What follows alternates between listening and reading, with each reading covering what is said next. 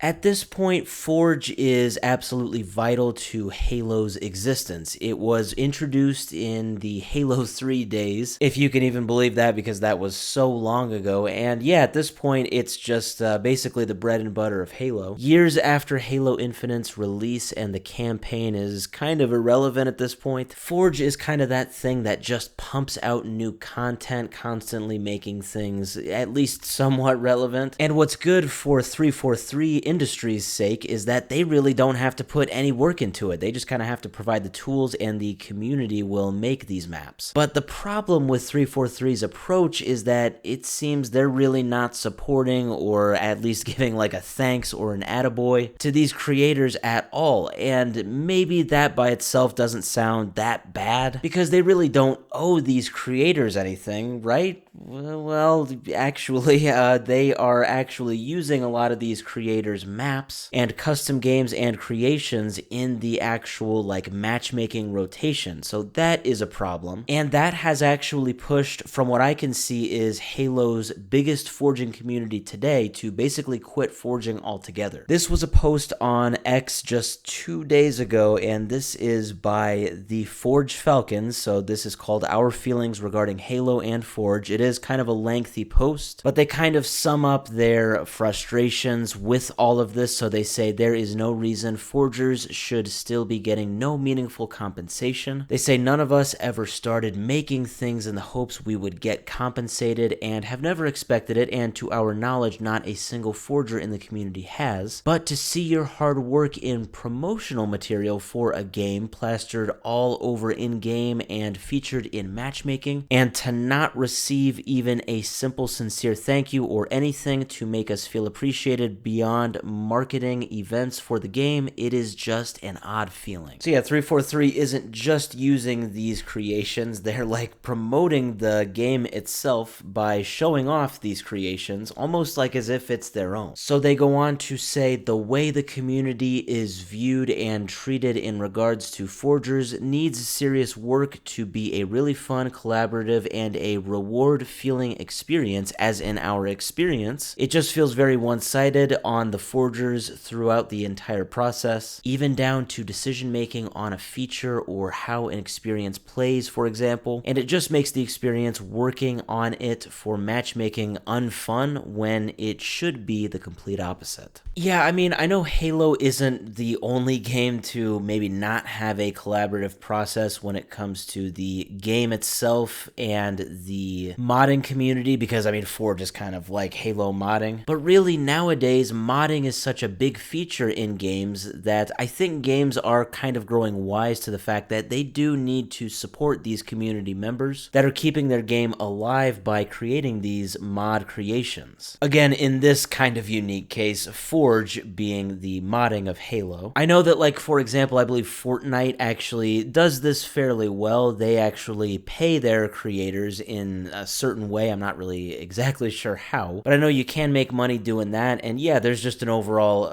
very big amount of support that comes from games like Fortnite. And speaking of Fortnite, the post goes on to say, thank you to all of our players that have genuinely been so amazing and supported our content in customs and in matchmaking since we started. Please know that you are the singular thing that made it worth it during that time, truly. There will be one last Halo Infinite release from us. It is already complete, and after that, we cannot wait for the future and for all of you to see our work in Unreal Engine for Fortnite. So yes, it does sound like the Forge Falcons community, they are going to live on, not in Halo, not in Forge, but in Fortnite. Now, they do specifically say the Unreal Engine when it comes to Fortnite, so maybe they're not going to be making like custom maps in Fortnite. Kind of sounds like they might be doing something specific to the engine when it comes to Fortnite, so I don't really know what that will look like, but we'll have to look out for their creations, whatever they may be. And then they do single out 343 and Halo Studios, so they say to Halo Studios, forgers deserve better and they deserve to be rewarded for their immense contributions to this franchise. It is saddening these conversations are still happening in 2025 2025, please do better. Yeah, and I mean, even if it's not compensation, because maybe 343 can't afford stuff like that these days, then at least some sort of incentive. I mean, that would be very cool to see. I mean, I remember back in the Halo 3 days, besides if you were a Bungie employee, you could get the